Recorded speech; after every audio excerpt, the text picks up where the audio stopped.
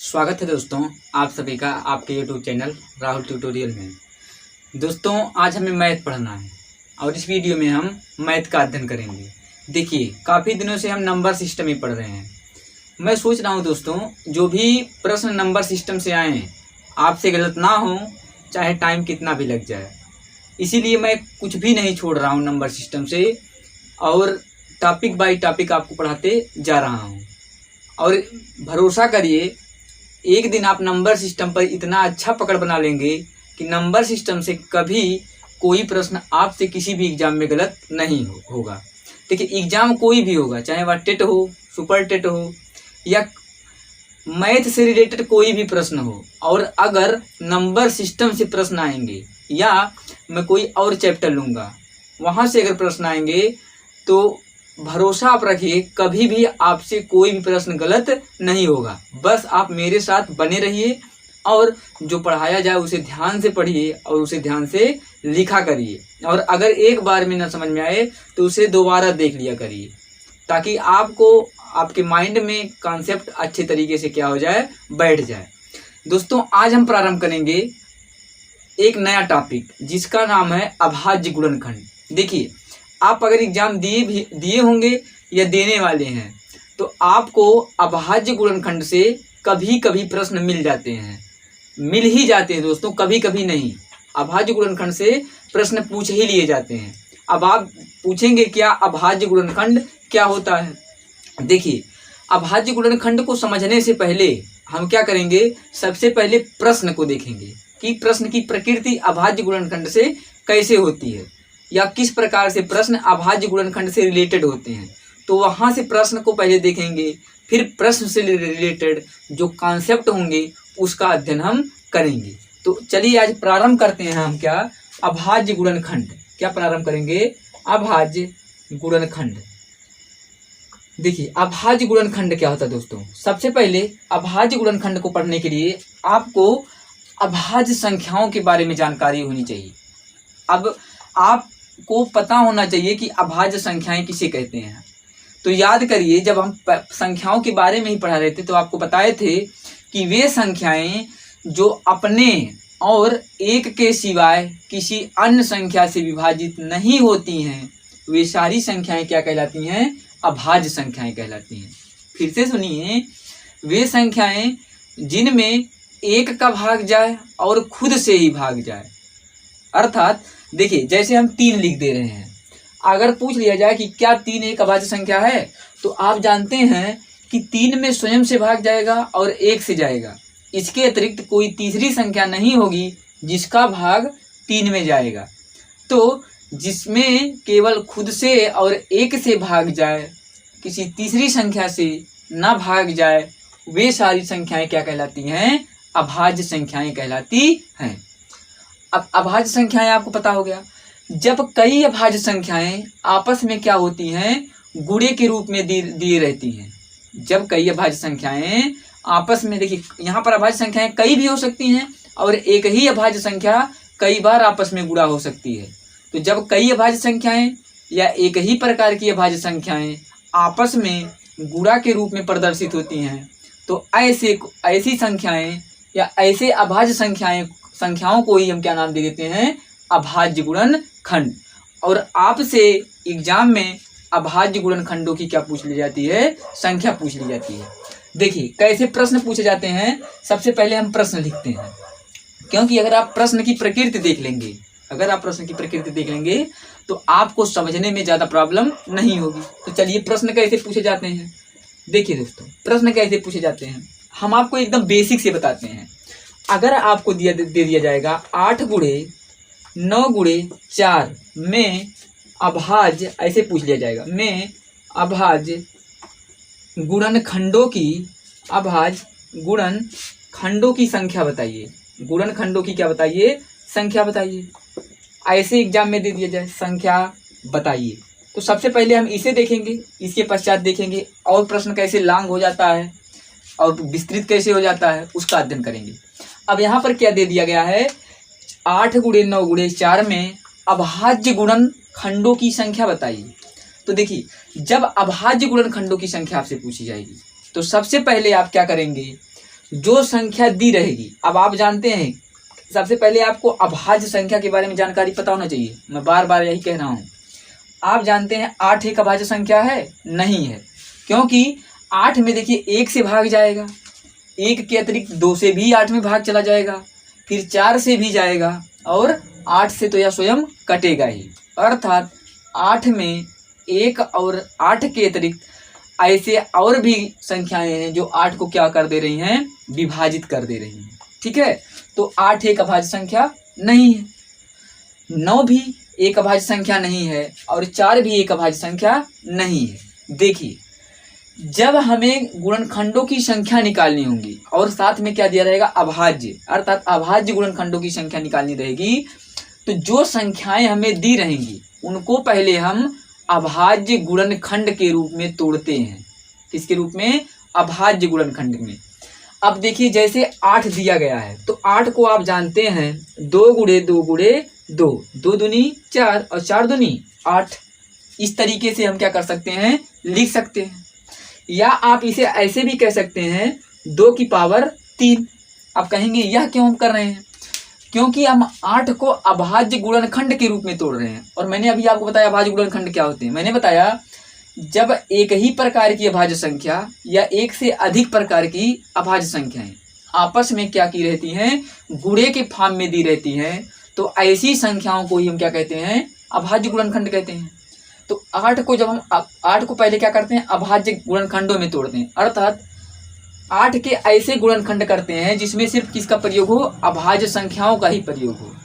अब देखिए, इसको कह सकते हैं आप कि 4 गुणे 2 भी तो लिखा जा सकता है, लेकिन आप जानते हैं 2 तो एक अभाज्य संख्या है, 2 एक अभाज्य संख्या है, क्योंकि आप जानते हैं 2 में सिर्फ 1 से भाग जाएगा और 2 से जाएगा, इसके अतिरिक्त और किसी संख्या से भाग नहीं जाएगा। तो आप देख रहे हैं कि 2 एक अभाज्य संख्या तो है, लेकिन 4 एक अभाज्य संख्या नहीं है, क्योंकि 4 में 4 का भी भाग जाएगा, 1 का भी भाग जाएगा और 2 से भी कट जाएगा। तो सबसे पहले हमें क्या करना है? गुणनखंडों के रूप में तोड़ना है। और कैसे गुणनखंड होने चाहिए? अभाज्य गुणनखंड। अब देखिए, 2 आया है 3 बार और 2 आप जानते हैं कि एक अभाज्य गुणनखंड अभाज्य संख्या है। तो 2 दूनी 4, 4 दूनी 8, और इसे हम इस फॉर्मेट में भी लिख सकते हैं, अर्थात इसे लिख सकते हैं 2 की पावर 3। 2 की पावर 3 का मतलब क्या होता है? 2 का कितनी बार आपस में गुणा है? 3 बार। देखिए, 2 दूनी 4, 4 दूनी 8, अर्थात इस तरीके से लिखें, इस तरीके से लिखें और या इस तरीके से लिखें, तीनों बात क्या है? सेम है। अब इसको तोड़ लिए, अब गुणे के रूप में दे दिया गया है। देखिए, अब इसी प्रकार जैसे हमने 8 को अभाज्य गुणनखंडों के रूप में तोड़ा है, उसी प्रकार हम 9 को भी क्या करते हैं? अभाज्य गुणनखंडों के रूप में तोड़ते हैं। क्यों? क्योंकि 9 भी आप जानते हैं एक अभाज्य संख्या नहीं है। तो जब 9 को हम तोड़ेंगे तो 3 गुणे 3 करेंगे, क्योंकि आप जानते हैं 3 एक अभाज्य संख्या है, और 3 एक अभाज्य संख्या होने के कारण ही हम 9 को 3 गुणे 3 के गुणनखंड के रूप में क्या करते हैं? तोड़ देते हैं। अब बात आती है किसकी? 4 की। अब आप यह भी जानते हैं कि 4 भी एक अभाज्य संख्या नहीं है, तो 4 को भी क्या करते हैं? अभाज्य गुणनखंड के रूप में तोड़ते हैं। तो 4 को तोड़ेंगे तो लिखेंगे 2 गुणे 2। जब हम यह कर लिए तो आप यह जानते थे कि इसको हम कैसे लिखे थे? 2 की पावर 3, और इसको कैसे लिखेंगे? गुणे 3 की पावर क्या कर सकते हैं? हम 2 कर सकते हैं। 3 का पावर 2 का मतलब यही होता है कि 3 का गुणा कितनी बार? 2 बार। अब देखिए, अब इस 2 को भी हम कैसे लिख सकते हैं? 2 की पावर 2। ठीक है, देखिए आपका आंसर तो यहीं पर आ जाएगा।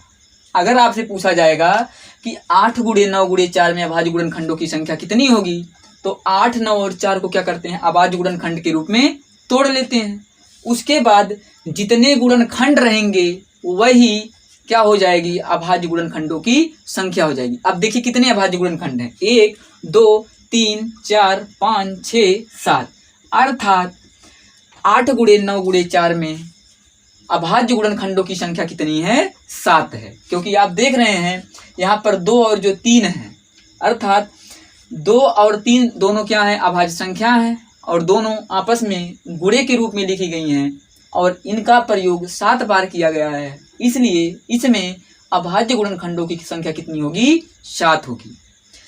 अब देखिए, कभी अगर इस तरीके से प्रश्न पूछा जाएगा तब तो आप आसानी से आंसर दे ले जाएंगे, लेकिन कभी कभी घात के रूप में भी दे दिया जाता है और पूछा जाता है कि निम्न में से निम्न प्रश्न में यह बताइए कि इनके गुणनफल में अभाज्य गुणनखंडों की संख्या कितनी होगी।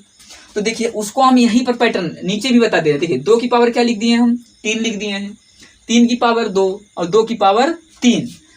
इस फॉर्मेट में लिख करके हम क्या कर सकते हैं, अभाज्य गुणनखंडों की संख्या ज्ञात कर सकते हैं। देखिए अगर आप यहीं पर ही जैसे या अगर आप चाहते हैं, देखिए हम तो यह आपको समझाने के लिए बताए थे, और आप अगर चाहते हैं कि आप जल्दी से अपना आंसर पाएं तो आप जानते हैं कि 8 किसका क्यूब होता है, अर्थात 8 को सिर्फ अभाज्य गुणनखंड के रूप में तोड़ना है। आपके माइंड में बस इतना ही होना चाहिए। तो 8 को कैसे लिखा जा सकता है, 2 की पावर 3, 9 को लिखा जा सकता है 3 की पावर 2 और फिर 4 को लिखा जा सकता है 2 की पावर 2। देखिए जब हम पावर के रूप में लिख लेते हैं, जब हम पावर के रूप अभाज्य संख्या के पावर के रूप में लिख लेते हैं तो अभाज्य गुणनखंड, देखिए अभाज्य गुणनखंड क्या होगी, घातों का योग होगा। क्या होगा दोस्तों, घातों का योग। देखिए तो अभाज्य गुणनखंडों की जो संख्या होगी वह क्या होगा, घातों का योग होगा। अब जितने भी घात हैं उन घातों को आप क्या करिए, जोड़ दीजिए। तो देखिए घात कितना है, 2 की पावर कितना है 3, तो 3 घात, इसकी घात 2 है और इसकी घात कितनी है 2 है, और इसको जोड़ेंगे तो 3 2 5, 5 2 7, और यही जो घातों का योग आता है वही अभाज्य गुणनखंडों की क्या हो जाती है, संख्या हो जाती है। तो आप यह प्रश्न आसानी से कर ले जाएंगे। देखिए अब एक प्रश्न हम और लिखते हैं ताकि आपको आसानी से समझ में आ सके। देखिए पैटर्न कैसे बदल दिया जाता है, इसको हम बदल दे रहे हैं। अब इसको ऐसे पूछ लिया जाएगा, 4 की पावर 5 गुणे 7 की पावर 9 गुणे 6 की पावर 4 में अभाज्य गुणनखंडों की क्या बताइए, संख्या बताइए। अब देखिए अब घात और आधार के रूप में हमारा क्वेश्चन दे दिया गया है, तब आप इसको कैसे निकालेंगे। तो इसको निकालने के लिए हम आपको कॉन्सेप्ट बता रहे हैं। देखिए 4 की पावर 5 है दोस्तों, लेकिन यहाँ पर सबसे पहले ध्यान यही रखना है कि पावर बेस, देखिए पावर चाहे जो हो लेकिन बेस उसका हमेशा क्या होना चाहिए, अभाज्य संख्या ही होनी चाहिए, और 4 एक अभाज्य संख्या नहीं है। तो इसे आप कैसे लिख सकते हैं, 2 गुणे 2, और की पावर क्या लिख सकते हैं आप, 5 लिख सकते हैं। अब गुणे 7 की पावर 9, आप कहेंगे 7 को क्यों नहीं तोड़े, क्योंकि 7 एक अभाज्य संख्या पहले से ही है, तो इसको हमें तोड़ने की आवश्यकता ही नहीं है। अब 6 भी एक अभाज्य संख्या नहीं है, तो 6 को क्या करते हैं, 2 गुणे 3। अब देखिए 2 भी अभाज्य संख्या, 3 भी अभाज्य संख्या, और पूरे की पावर कितना है, 4 है। देखिए यहाँ पर एक कॉन्सेप्ट है, जब देखिए जैसे 2 गुणे 2 दिया गया है और पूरे की पावर 5 है, तो पावर हमेशा इस पर भी चढ़ेगा और इस पर भी चढ़ेगा। अर्थात इसे कैसे लिखेंगे, 2 की पावर 5 गुणे 2 की पावर 5। मेरे कहने का मतलब देखिए 5 जो यहाँ पर था होल पावर था, और जब होल पावर रहता है तो वह होल पावर ब्रैकेट के अंदर आने वाली समस्त संख्याओं पर क्या होती है, चढ़ जाती है। तो यहाँ पर 2 गुणे 2 था तो 2 की पावर 5 कर देंगे, 2 की पावर 5 गुणे यहाँ 7 की पावर क्या था, 9 था, गुणे अब देखिए 2 गुणे 3 की पावर 4 है। अब यह 4 जो पावर 4 है यह 2 पर भी चढ़ेगा, और यह पावर 4 3 पर भी चढ़ेगा, 2 की पावर 4 गुणे 3 की पावर 4।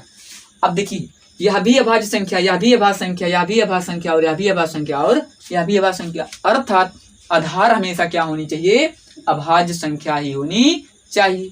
अब अभाज्य संख्या के रूप में दे दिया गया है तो इसे आप जोड़ दीजिए, इसके घातों को जोड़िए, घातों का योग। हमने आपको बताया घातों का जो योग होता है वही हमारा क्या होता है, अभाज्य गुणनखंडों की संख्या होती है।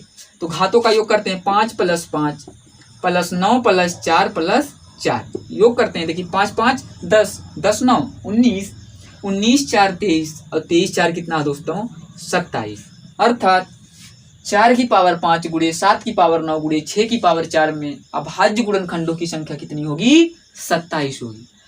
तो ऐसे प्रश्न और भी विस्तृत कर दिया जाएगा और आपसे सवाल पूछ लिए जाएंगे, ठीक है। एक प्रश्न और हम लेते हैं, इसके बाद इसमें कुछ और कॉन्सेप्ट हैं उसको भी हम बताते हैं। जैसे क्वेश्चन आपसे दे दिया जाएगा 21 की पावर 16 गुणे 35 की पावर 19 गुणे 8 की पावर 12 में अभाज्य गुणनखंडों की क्या बताइए, संख्या बताइए। जो मिटा है उसको हम फिर से लिख दे रहे हैं। अभाज्य गुणनखंडों की क्या बताना, हमें संख्या बताना है।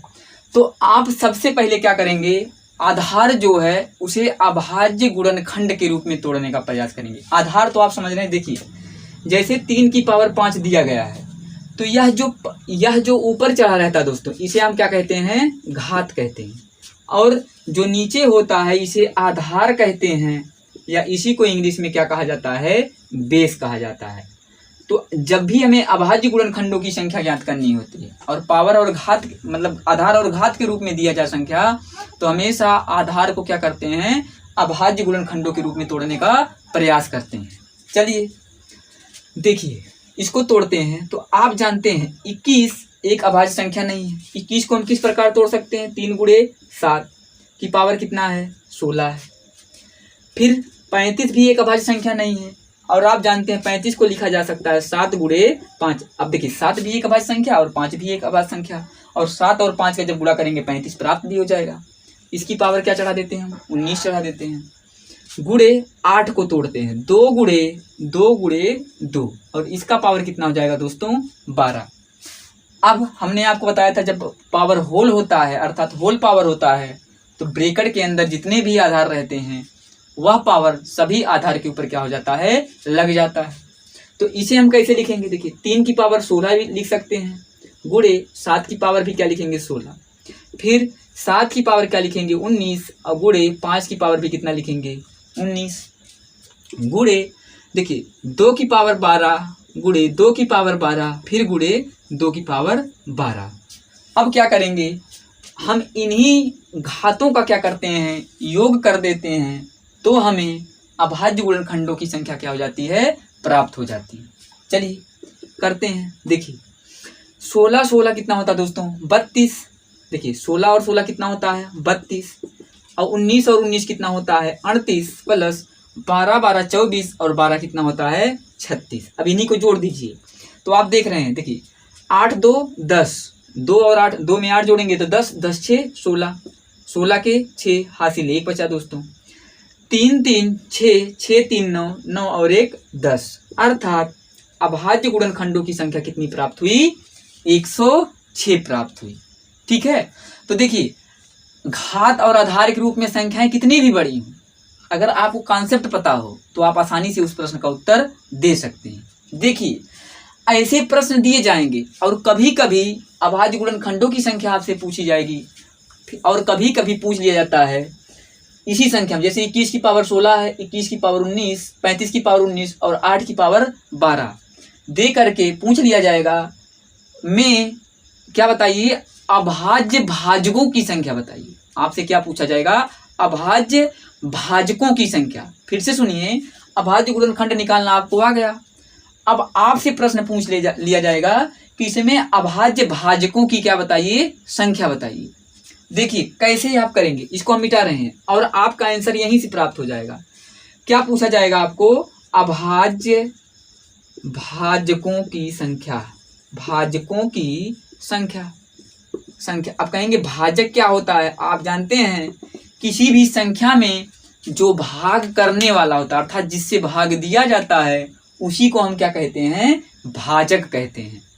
तो 21 की पावर 16, 35 की पावर 19 और 8 की पावर 12 में अभाज्य भाजकों की संख्या बताइए।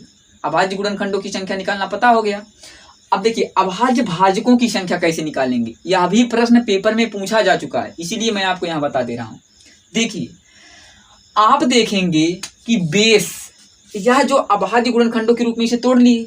अब आप जो अभाज्य भाजकों की संख्या है उसको निकालने के लिए क्या करते हैं, देखिए बेस सीधे लिख लीजिए, आधार के प्रकार की संख्या, आधार के प्रकार की संख्या।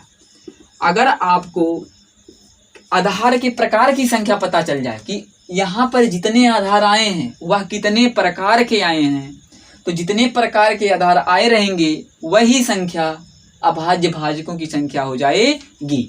जैसे देखिए यहाँ पर 3 आया है, इसके 3 के अतिरिक्त कोई और 3 नहीं आया है, अर्थात एक आधार क्या हो गया, 3 हो गया। और एक आधार क्या हो गया 7। अब देखिए 7 2 बार आया है, लेकिन क्या 7 2 बार लिखा जाएगा? नहीं, 7 2 बार भले आया लेकिन प्रकार एक ही है कि वह 7 ही है। तो एक प्रकार क्या हो गया 7, और एक प्रकार देखिए क्या हो गया 5, और एक प्रकार क्या हो गया 2। देखिए 2 3 बार आया दोस्तों, लेकिन 2 का जो प्रकार है वह एक ही है कि वह 2 ही है। तो आधार के कितने प्रकार हैं? यहाँ पर आधार के 4 प्रकार हैं, 1 2 3, और ये 2 हो जाएगा, मतलब 3 7। देखिए 7 2 बार आया है, अर्थात 3 आया है, 7 आया है, 5 आया है, और कितना आया है 2 आया है। तो आधार कितने प्रकार के आए हैं? 4 प्रकार के आए हैं। तो यही 4 अभाज्य भाजकों की संख्या हो जाएगी। फिर से सुनिए, जब आपको आधार और घात के रूप में प्रश्न दे करके आपसे अभाज्य भाजकों की संख्या पूछ लेगा, तो सबसे पहले आधार को आप क्या करेंगे? अभाज्य गुणनखंडों के रूप में तोड़ लेंगे। उसके बाद आप देखेंगे कि आधार कितने प्रकार के आए हैं। जितने प्रकार के आधार आए रहेंगे वही प्रकार अभाज्य भाजकों की संख्या हो जाएगी। आप यहाँ देख रहे हैं कि आधार 4 प्रकार के आए हैं, अर्थात एक प्रकार 2 हो गया, एक प्रकार 5 हो गया, एक प्रकार 7 हो गया, और एक प्रकार 3 हो गया। अर्थात आधार 4 प्रकार के आए हैं, इसलिए अभाज्य भाजकों की संख्या भी कितनी हो जाएगी? 4 ही हो जाएगी। एक प्रश्न और देख लेते हैं अभाज्य भाजकों की संख्या से। देखिए कैसे पूछे जाएंगे। चलिए मिटा ही देते हैं पूरा। देखिए पूछ लिया जाएगा, क्वेश्चन लिख देते हैं। क्वेश्चन देखिए, 17 की पावर 9 गुणे 15 की पावर 4 गुणे 3 की पावर 9 में अभाज्य भाजकों की संख्या बताइए। अब गुणनखंडों की संख्या नहीं, अभाज्य भाजकों की संख्या बताइए, की संख्या बताइए। तो अभाज्य भाजकों की संख्या क्या होती है दोस्तों? अभाज्य भाजकों की संख्या होती है आधार का प्रकार, आधार के प्रकार की संख्या। लिख लीजिए आप, आधार के प्रकार की संख्या, अर्थात जितने भी प्रकार के आधार आए रहेंगे उनकी संख्या ही अभाज्य भाजकों की संख्या कहलाती है। इसको आप क्या करेंगे? ब्रैकेट में कर लेंगे। अब तोड़िए, पहले क्या करेंगे? आप इसे अभाज्य भाजकों के रूप में तोड़ेंगे। तो 17 एक अभाज्य संख्या है, तो 17 की पावर 9 ऐसे ही रहेगा दोस्तों। अब देखिए बात आती है 15 की।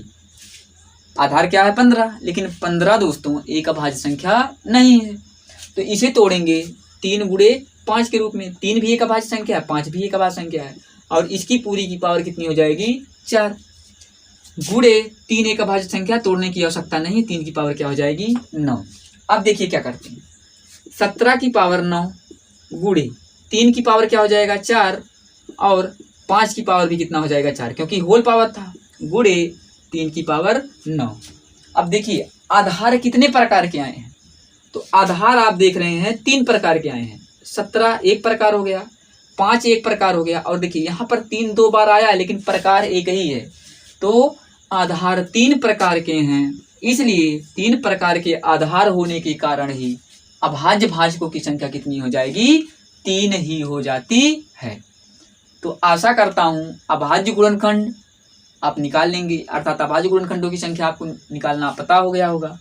और क्या हो गया? आधार के प्रकार की संख्या भी आप क्या करेंगे? निकाल ले जाएंगे। और प्रश्न कैसे पूछे जाते हैं उसके बारे में हम अध्ययन करते हैं। देखिए कभी कभी यही प्रश्न दे दिया जाएगा। मान लीजिए यही प्रश्न दे दिया गया है 17 की पावर 9, 15 की पावर 4, 3 की पावर 9। इस तरीके से दे करके अभाज्य भाजकों की संख्या पूछ लिया जाएगा आपसे, या अभाज्य गुणनखंडों की संख्या पूछ लिया जाएगा, ठीक है। या फिर कभी कभी पूछ लेता है कुल अभाज्य भाजकों की संख्या। क्या पूछ लेता है? कुल अभाज्य भाजकों की संख्या। इस तरीके से पूछ लिया था। अब देखिए यहाँ पर अभाज्य भाजकों की संख्या पूछा ही है, लेकिन क्या पूछ लिया है? कुल कितने अभाज्य भाजक होंगे। क्या पूछ लिया है? कुल कितने अभाज्य भाजक होंगे। और पूछ लिया जाता है शुद्ध अभाज्य भाजकों की संख्या। शुद्ध अभाज्य भाजकों की संख्या। 2 प्रकार के प्रश्न और पूछे जाते हैं की संख्या। ये दो प्रकार के प्रश्न और पूछ लिए जाते हैं। तो इसको भी निकालने का वही फॉर्मेट है जो फॉर्मेट मैंने अभी आपको पढ़ाया, जैसे हम निकालते थे अभाज्य गुणनखंडों की संख्या। तो चलिए प्रक्रिया वही करेंगे। सबसे पहले आधार को अभाज्य गुणनखंड के रूप में तोड़ेंगे। तो आप जानते हैं 17 की पावर 9 ऐसे ही रहेगा, और 15 को कैसे लिख सकते हैं, 3 गुणे 5 की पावर क्या 4, इस तरीके से लिख सकते हैं, क्योंकि 3 गुणे 5 जब करेंगे तो 15 हो जाएगा। पूरे की पावर 4 है, अर्थात दोस्तों इसको हम कैसे लिख सकते हैं, 3 की पावर 4 गुणे 5 की पावर 4 लिख सकते हैं कि नहीं, लिख सकते हैं। और 3 की पावर 9, इस तरीके से आप लिख सकते हैं। एक चीज और देखिए, यहां पर क्या है, यहां पर देखिए क्या है, 17 की पावर क्या है 9, लेकिन यहां पर देख रहे हैं 3 की पावर 4 और 3 की पावर 9 है।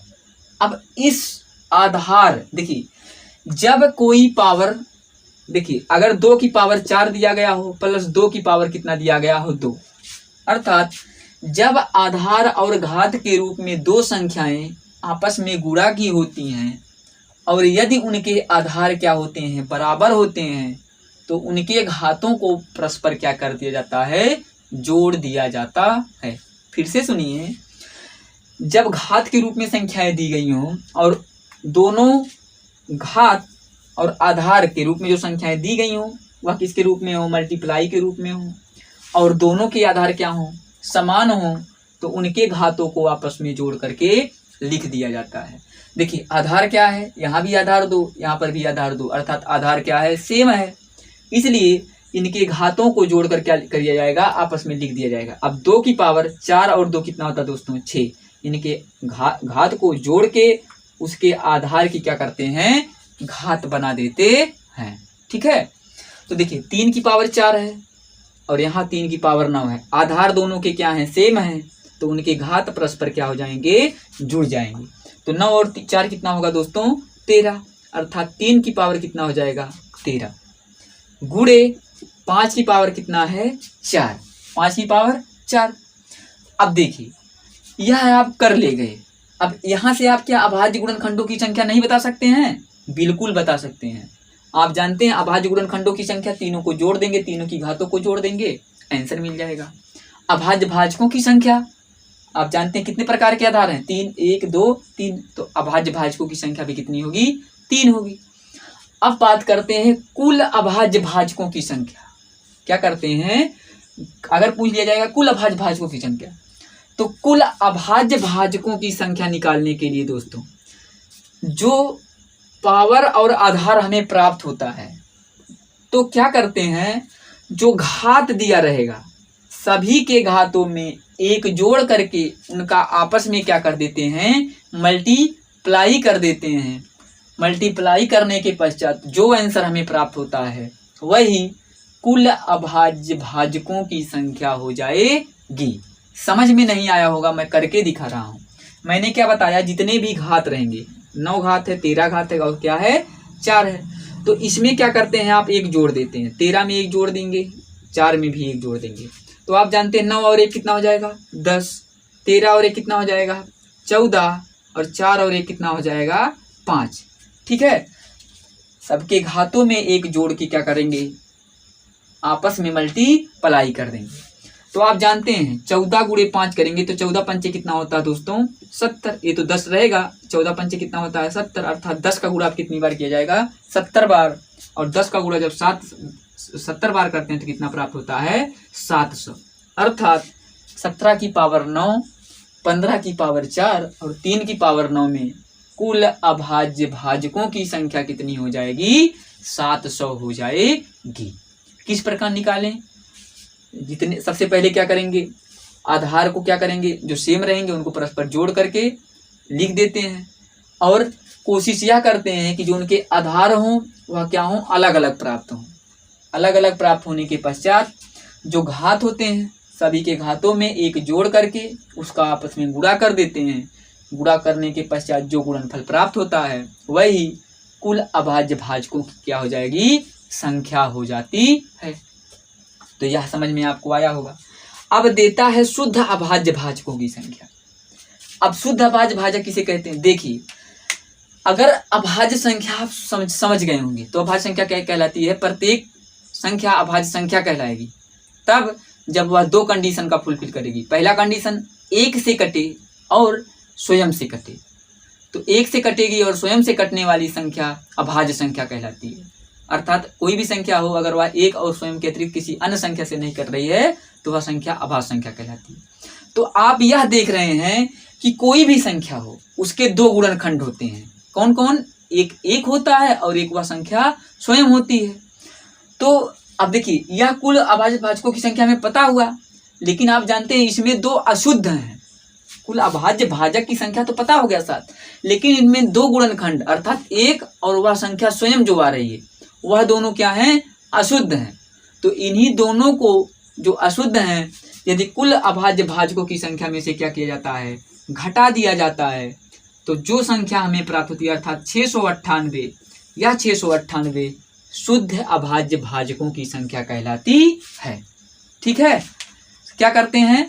सब शुद्ध अभाज्य भाजक संख्या निकालने का कॉन्सेप्ट क्या है? देखिए, हम यह जानते हैं कि एक और वह संख्या, देखिए कोई भी संख्या होगी वह एक से विभाजित होगी और स्वयं से विभाजित होगी। तो एक और स्वयं का जो विभाजन हो रहा है यह भाजक स्वयं का है, अर्थात यह क्या है? अशुद्ध है। तो जो यह अशुद्ध है उसी अशुद्धि को कुल अभाज्य भाजकों की संख्या से क्या करते हैं? जब घटा देते हैं तो हमें शुद्ध अभाज्य भाजकों की संख्या का क्या हो जाता है? ज्ञान हो जाता है। एक प्रश्न हम और लेते हैं दोस्तों, और जिसमें अपने हम सारे कॉन्सेप्ट को एक साथ क्लियर करते हैं। चलिए देखिए, प्रश्न क्या लेंगे? प्रश्न हम लिख रहे हैं और सरल प्रश्न ही लिखेंगे। देखिए, अगर आपको कॉन्सेप्ट पता रहेगा तो आप क्या करेंगे? बड़े से बड़े क्वेश्चन को आसानी से हल कर सकते हैं। क्वेश्चन देखिए, क्वेश्चन आपसे दे दिया जाएगा। चलिए कुछ सरल ही लेते हैं हम। देखिए, 7 की पावर 11 गुणे 15 की पावर 3 गुणे 4 की पावर 9 में क्या क्या ज्ञात करना है? पहला, अभाज्य गुणनखंडों की संख्या। अभाज्य गुणनखंडों की संख्या, अभाज्य गुणनखंडों की संख्या, पहला यह निकालना है। दूसरा क्या निकालना है? अभाज्य भाजकों की संख्या। अभाज्य भाजकों की संख्या, अभाज्य भाजकों की संख्या। तीसरा क्या निकालना है? कुल अभाज्य भाजकों की संख्या, भाजकों की संख्या। और चौथा, शुद्ध अभाज्य भाजकों की संख्या। दोस्तों आप इतना लिख लेंगे, ठीक है। एक ही प्रश्न है और हम चारों कॉन्सेप्ट अपना क्लियर करते हैं। तो आप जानते हैं सबका कॉन्सेप्ट एक ही है। सबसे पहले क्या करते हैं? आधार को अभाज्य गुणनखंड के रूप में तोड़ लेते हैं। चलिए तोड़ते हैं। आप देख रहे हैं 7 एक अभाज्य संख्या, तो इसको तोड़ने की आवश्यकता नहीं, 7 की पावर 11 हम लिख देंगे। इसके पश्चात लेकिन 15 एक अभाज्य संख्या नहीं है और 15 को लिख सकते हैं 3 गुणे 5 और पूरे की पावर क्या चढ़ाते हैं? हम 3 चढ़ाते हैं। तो हम यही कन्फर्म कर दे। देखें, जब 3 गुणे 5 की पावर 3 है तो आप जानते हैं होल पावर है 3, तो यह 3 पावर 3 पर भी चढ़ेगा और यही 3 पावर 5 पर भी चढ़ जाएगा। अब देखिए, गुणे 4 की पावर क्या दिया गया है? 9 दिया गया है। तो 4 को हम तोड़ेंगे तो 2 गुणे 2 की पावर 9, क्योंकि 2 दूनी 4 और 2 एक अभाज्य संख्या भी है। अब देखिए, पूरे की पावर 9 है तो यह 9 की जो पावर पूरे पे है वह दोनों पर चढ़ेगा, अर्थात 2 की पावर 9 और 2 की पावर 9। ठीक है। अब सबसे पहले आप क्या करते हैं? देखिए, 7 की पावर 11 तो रहेगा ही, 3 की पावर 3 रहेगा ही, 5 की पावर भी 3 रहेगा। लेकिन यहाँ पर देखिए दोनों के आधार सेम हैं, तो घातें परस्पर क्या हो जाएंगी? जुड़ जाएंगी। और 9 और 9 कितना होता है? 18, अर्थात 2 की पावर कितना हो जाएगा? 18। अब सबसे पहला क्वेश्चन देखिए, अभाज्य गुणनखंडों की संख्या कितनी है? तो अभाज्य गुणनखंडों की संख्या आप जानते हैं घातों का योग होता है। तो घात कितने हैं? 11 3 14, 14 3 17 और 17 और 18 कितना होता है दोस्तों? 35। अर्थात अभाज्य गुणनखंडों की संख्या कितनी हो जाएगी? प्राप्त हो जाएगी हमें 35 प्राप्त हो जाती है। इसके पश्चात क्या देखना है? अभाज्य भाजकों की संख्या। आपको क्या देखना? अभाज्य भाजकों की संख्या। तो हमने आपको बताया था अभाज्य भाजकों की संख्या क्या होती है? आधार का क्या होती है? आधार का प्रकार, अर्थात आधार कितने प्रकार का आया है। तो आधार देख रहे हैं कितने प्रकार का आया, 1 2 3 और ये 4, अर्थात आधार कितने प्रकार का आया है, 4 प्रकार का आया है। तो अभाज्य भाजकों की संख्या कितनी हो जाएगी, 4 हो जाएगी।